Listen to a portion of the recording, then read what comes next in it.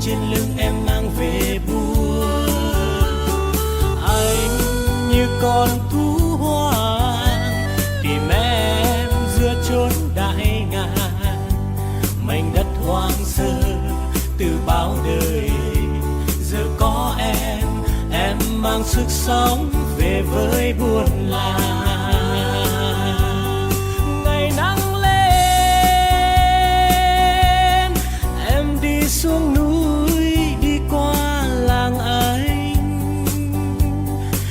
chân tắm suối để anh trộm nhìn, anh nhìn em cười.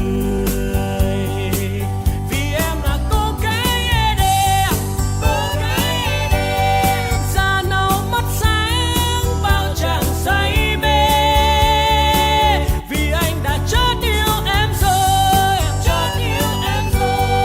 con tim chơi vơi nói không nên lời rằng anh đã yêu em rồi.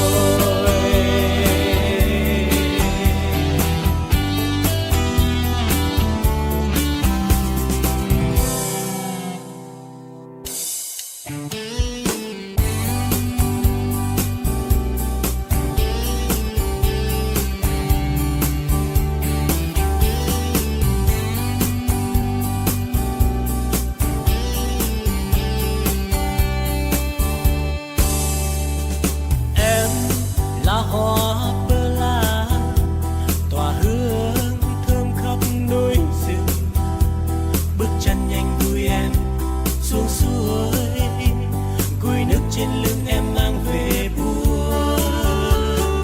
Anh như con thú hoang tìm em giữa chốn đại ngàn, mảnh đất hoang sơ từ bao đời. Giờ có em mang sức sống về với buồn làng.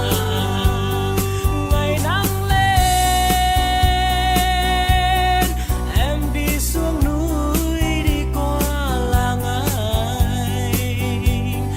ngước chân tắm suối để anh trộm nhìn, anh nhìn em cười.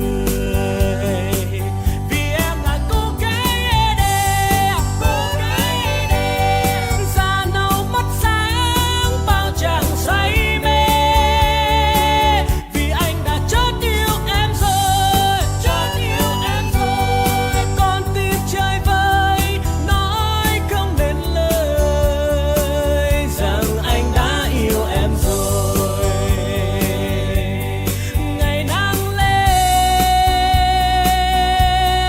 em đi xuống núi, đi qua làng anh, ngước chân tắm suối để anh trộm nhìn,